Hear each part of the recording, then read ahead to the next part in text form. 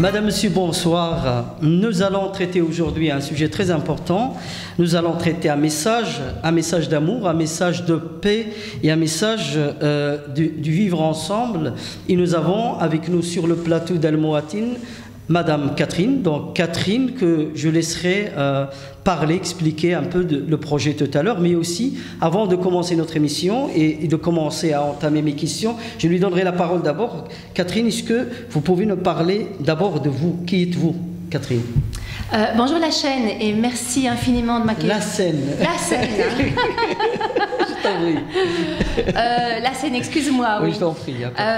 Donc moi je m'appelle Catherine et j'ai rejoint une fondation il y a 1 an qui s'appelle Learning for Wellbeing Foundation. C'est une fondation qui soutient des programmes pour les jeunes. Et nous avons rencontré la fondation Peace Jam plus ou moins il y a 2 ans. Nous avons découvert leur programme, découvert leurs valeurs et surtout qu'ils désiraient s'implanter en Europe. Nous avons beaucoup discuté ensemble de comment réaliser un partenariat et en septembre dernier, en septembre 2016, nous avons lancé Peace Jam en Belgique, qui est un petit peu le pays pilote. Mais avant de parler en fait de ce tu partenariat... Tu voulais parler de moi, tu vois tout de suite en fait. D'abord tu parlais de toi et puis alors parler de Peace Jam, c'est quoi exactement l'objectif général de cette organisation, et puis on va rentrer dans les questions-réponses concernant le partenariat et l'évolution de ce partenariat. Voilà, tu vois, je trouve que c'est beaucoup plus intéressant que moi. Commençons par connaître Catherine. Donc voilà, moi je suis Catherine et j'ai été thérapeute pendant plus ou moins 15-16 ans. J'ai eu le désir d'un changement de ma vie professionnelle, le désir de rejoindre une équipe qui avait envie j'ai envie de dire, de mettre sa petite goutte d'eau dans l'océan. Pour que notre monde soit un monde plus inclusif, un monde plus de paix, de fraternité, un monde où on dépasse les clichés, les a priori et les préjugés, où on rencontre plutôt ce qu'on a en commun plutôt que ce qu'on a de différent, et qu'avec ce qu'on a en commun, on puisse véritablement créer une toile ensemble pour un vivre meilleur ensemble et un construire mieux ensemble. Et tu sais, la loi de l'attraction, tu sais ce que ça représente. J'ai envoyé à l'univers ma demande et l'univers a répondu très vite. Super, tu as eu de la chance. Non, j'ai pas eu de la chance. Parce que je crois, la scène, que quand on vibre vraiment à l'intérieur de soi, une vraie passion, un vrai but suprême, mais au-delà de soi et au-delà de sa personne, eh bien je crois que l'univers y répond. Mais il faut apprendre alors à beaucoup de gens comment faire en fait ce genre de demande, parce qu'il y a beaucoup de personnes, je pense, à mon niveau, qui sont vraiment dans cette perspective justement de travailler sur le vivre ensemble, sur le partage, sur les similitudes et pas sur ce qui nous différencie, mais qui n'arrivent pas justement à mettre des projets en place, qui n'arrivent pas justement à trouver une place pour pouvoir justement travailler sur ce genre de projet. Oui.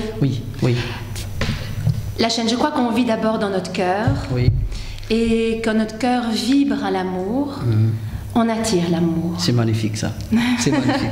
Tu m'as convaincu. Alors parle-moi maintenant de Peace Jam. C'est quoi cette organisation? À part qu'il existe dans 29 pays apparemment dans le monde, etc. Et qu'il travaille justement dans le vivre ensemble et dans la promotion de la paix avec des prix Nobel de la paix au niveau mondial. Je ne connais pas beaucoup de choses sur cette organisation. Est-ce que tu peux m'expliquer justement Avec plaisir. Merci. Donc Peace Jam, pour ceux qui ne parlent pas l'anglais, et moi d'ailleurs, même si je parlais anglais quand on m'a présenté Peace Jam, voilà, je ne pouvais pas faire la traduction en français, et je ne peux toujours pas la faire. Tout ce que je peux dire, que Peace, bien entendu, c'est la paix, et Jam, c'est dans l'idée et la référence à ce qu'on fait en musique. Quand on dit des jams, c'est l'idée d'avoir plusieurs musiciens avec des instruments différents. Il n'y a pas l'idée d'une partition au départ. On ne sait pas ce qu'on va créer ensemble. Et créer une harmonisation musicale. Oui. Il y en a un qui commence, les autres écoutent. Puis il y en a un autre qui dit, tiens là, je sens le tempo, j'y vais à mon tour.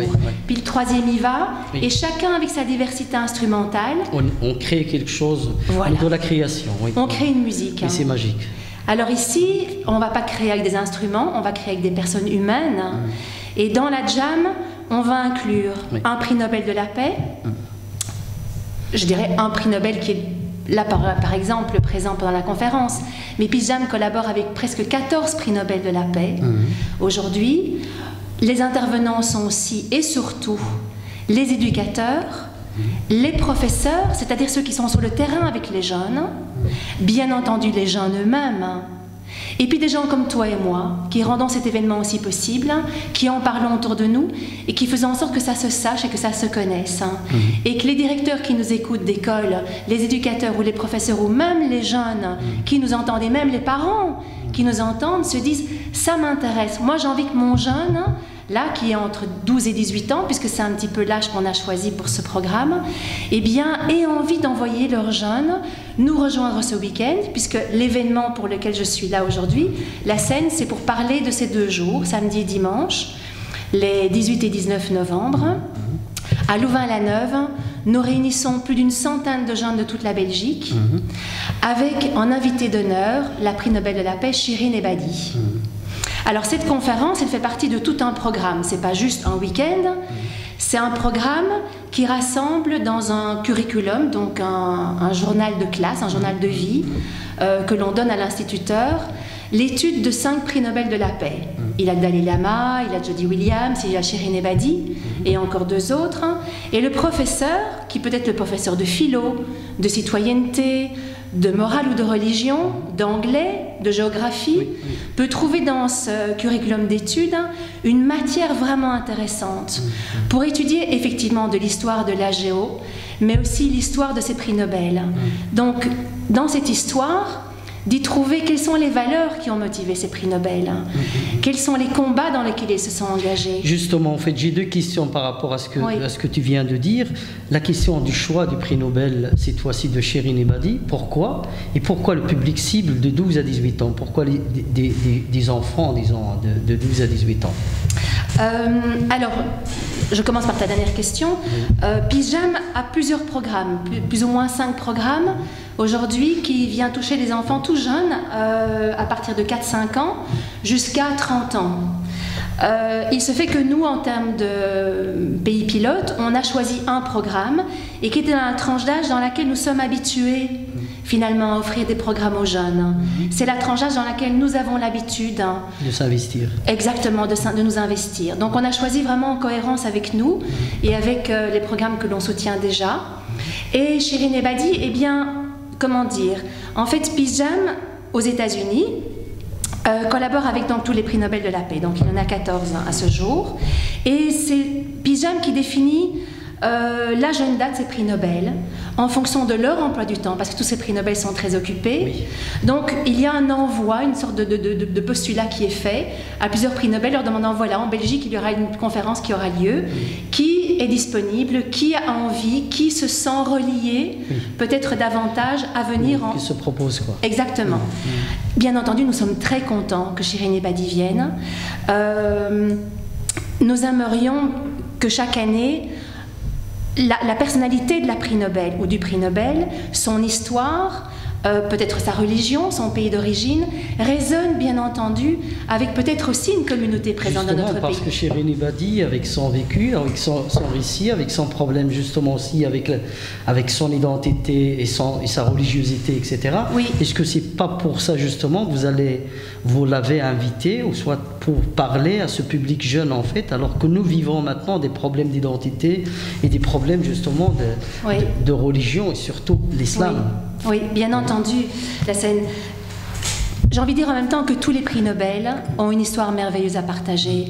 C'est une histoire avant tout humaine. Bien entendu, tu me parles de problèmes que l'on connaît aujourd'hui, mais nous avons envie de nous situer au-delà de cela, et comme on disait au départ, de rencontrer chez tous les frères et les sœurs humaines que nous sommes, avant tout ce qui nous unit, plutôt ce qui peut nous séparer. Et qui meilleur que le prix Nobel, qui est une personne internationalement reconnue, qui est au-delà de sa nationalité, au-delà de sa religion, au-delà de son appartenance socio-culturelle, peut montrer que nous sommes en train de dépasser des clivages. C'est le but, c'est l'idée. Et d'ailleurs, pendant les 2 jours de conférence, on ne va pas énormément parler de ce qui nous sépare, mais beaucoup plus parler de ce qui nous unit et de ce qu'on peut faire ensemble. Bien entendu, Chirine sera interrogée et elle parlera certainement de ce qui se passe, de ce que notre pays ici, la Belgique, peut traverser aussi comme moment difficile. Les jeunes pourront lui poser des questions, bien entendu, mais on n'a pas envie de s'étendre sur ce qui ne va pas, sur ce qui nous rend peut-être parfois tristes, découragés, démotivés, mais au contraire de se dire comment peut-on faire pour créer de la paix là où il semble n'avoir que de l'opposition, de la violence. Bon, tu as posté des photos terribles de ce qui s'est passé dans les communes ici ces derniers jours. On ne veut pas donner trop d'attention à ça, on sait que ça existe. On veut plutôt aller à l'origine peut-être de qu'est-ce qui crée ça et comment surtout ne plus l'amener. Mais c'est ça disons le problème, je pense, c'est que nous vivons dans un monde, à mon avis, où nous vivons plus ou moins 95% du partageable. Hein. On partage presque les mêmes comportements, on partage les mêmes téléphones, on partage les mêmes télévisions, on partage les mêmes vêtements, on partage les mêmes restaurants. On a le McDonald's au Maroc, on a le McDonald's ici, on a les pizzas partout, on a les mêmes infrastructures quelque part. Et alors il reste peut-être 10-5% de ce qui nous différencie un peu, mais qui est lié justement à l'origine, la personne, à sa culture, à ses traditions, etc. Et malgré tout ça, on n'arrive pas vraiment encore à créer justement cette paix sur laquelle tu travailles, sur laquelle je travaille, sur laquelle il y a beaucoup d'organisations qui travaillent. Il y a quelque chose qui ne va pas en fait. Oui. Voilà. Eh bien, c'est très intéressant comme question et nous aimerions pendant le temps de la conférence, mais surtout le temps que les éducateurs ou les professeurs qui vont trouver un sens dans ce programme d'études vont amener comme réflexion chez les jeunes. Pourquoi, à l'heure d'aujourd'hui, il y a encore autant de freins à la paix?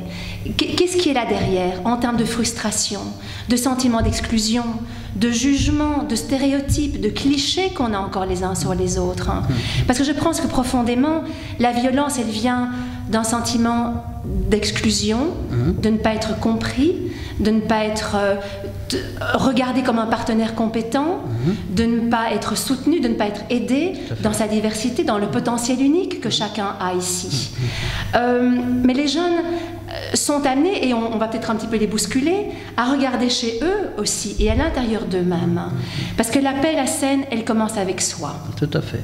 Elle commence avec chacun. Nous sommes individuellement responsables déjà de la paix que l'on a à l'intérieur de soi. C'est un chemin dont on est pleinement responsable. Aujourd'hui, beaucoup de jeunes font face à énormément de frustration. Je crois que les gens ont perdu confiance, beaucoup, et c'est pas pour rien que Peace Jam travaille avec les prix Nobel. Parce que ces prix Nobel sembleraient, pour les jeunes, être encore des figures qui sont dignes de confiance. Alors que d'autres mondes, je dirais la politique ou l'économique, ne sont plus tellement dignes de confiance aujourd'hui. Et que les gens ont besoin d'avoir des référents de confiance pour se donner l'envie d'être des acteurs de paix, des acteurs socialement impliqués dans leur communauté ou au-delà de leur communauté, dans leur pays et même dans le monde comme des acteurs de paix. Et des prix Nobel sont ces images qui ont dépassé, je dirais, les silos de leur communauté ou de leur pays et qui œuvrent au niveau international. Est-ce que c'est suffisant, justement, selon toi, de travailler, comme tu viens de l'expliquer avec les prix Nobel, avec les personnes, justement, qui partagent, en fait, cette vision de paix et de respect entre toutes personnes porteuses de cultures différentes, en fait, mais ici, au niveau international? Et alors que la plupart négligent en fait le fait qu'il faudra aussi travailler par exemple avec ces antagonistes, avec ces gens-là justement qui ne sont pas pour la paix, avec ces idéologues. C'est des gens qui portent justement une autre vision et qui n'ont peut-être pas compris qu'il fallait aussi travailler sur ce processus de paix, etc. Est-ce que c'est peut-être pas ça qui manque justement aujourd'hui? Parce que chaque groupe, chaque ensemble travaille dans son monde, travaille vraiment, il fait du bon boulot dans le cadre de la paix, etc. Mais de l'autre côté, il y a aussi ces personnes qui regardent le monde autrement, qui travaillent aussi à part Et alors les uns ne se mélangent pas avec les autres, ou soit les uns n'osent pas justement mettre en place des projets, de rapprocher les uns et les autres et de travailler ensemble. Est-ce que ce n'est pas de ça que le problème vient actuellement, à ton avis? Alors, je ne vais pas trop me prononcer. Moi, j'ai plutôt envie de parler de ce que l'on fait et de ce que l'on encourage et de simplement voir les résultats.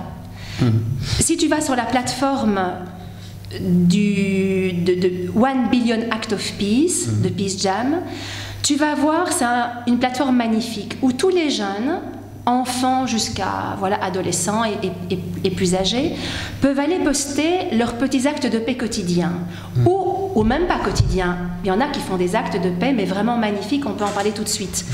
Et là, quand tu vas voir ce site et que tu vois des enfants qui ont posté des petits mots genre moi j'ai évité une bagarre à l'école, j'ai aidé mon petit frère à faire ses devoirs, j'ai aidé ma maman à s'occuper de mes petits frères et sœurs, j'ai été planter un arbre dans le fond de mon jardin.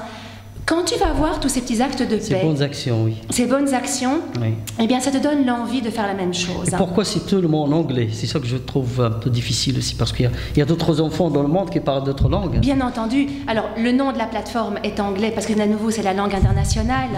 Tu vois, mais tu peux tout à fait poster en français sur la plateforme. Elle ne demande pas uniquement de l'anglais. Mais il y a une langue commune aujourd'hui, et c'est vrai que c'est l'anglais, et que voilà, elle nous permet de communiquer tous. Ça pouvait être une langue des sons ou la musique, ou tu vois là. Je trouve ça dommage en tout cas personnellement. Moi je ne parle pas anglais, et quand on s'engage en fait dans ce genre de projet, on aimerait bien avoir une plateforme, en tout cas en français, pourquoi pas en arabe, pourquoi pas en hébreu, etc. Parce que c'est une très bonne idée d'avoir, je pense en tout cas, des plateformes, soit des traductions, pour que tout le monde puisse justement s'intéresser au projet.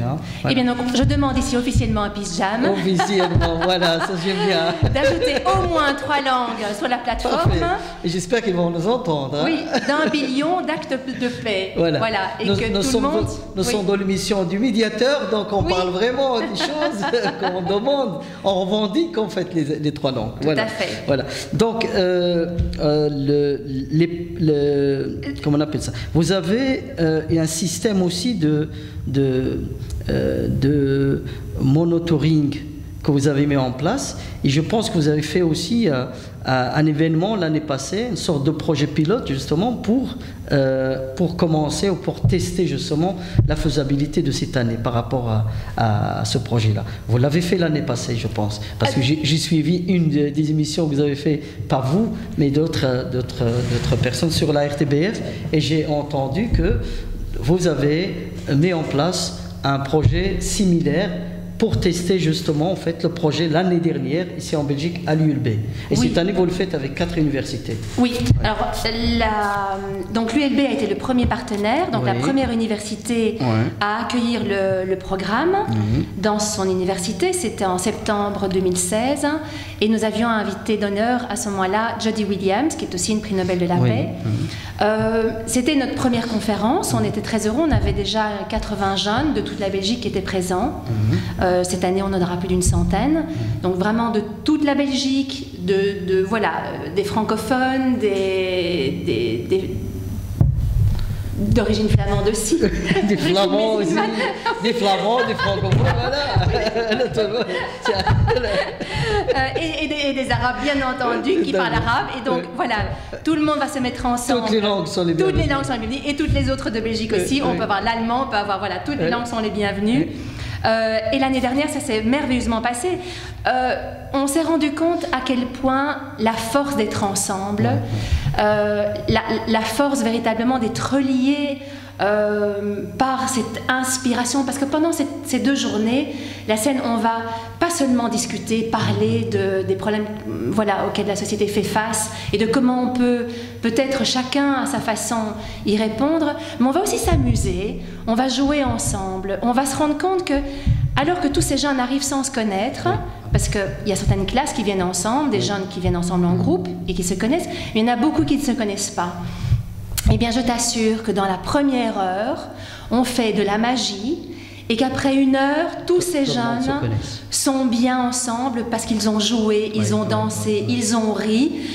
On fait des choses très informelles aussi pendant ces 2 jours, parce que ça reste des jeunes, hein, et qu'il ne faut pas l'oublier, et qu'il n'y a pas que la réflexion qu'on doit amener pour les mobiliser dans leur dynamique personnelle.